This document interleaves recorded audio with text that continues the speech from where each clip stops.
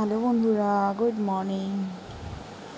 তো এই জল খাবার একটা বিশাল বড় সমস্যার কারণ আমার কাছে। তো কী করবো, কালকের পরোটা ছিল, বাটার লাগিয়ে লাগিয়ে ভেজে দিয়ে দিলাম। তো বর দেখলেই বাসি, যাতে না দেখে ওই জন্য আগে থেকেই বাটারে সেকে দিয়ে দিচ্ছি। বলতে পারবো টাটকা, দেখলেই দোষ, না দেখলে কোনো দোষ নেই, এই হচ্ছে ব্যাপার। তো চলো পরোটাগুলো সব সেকে নিই।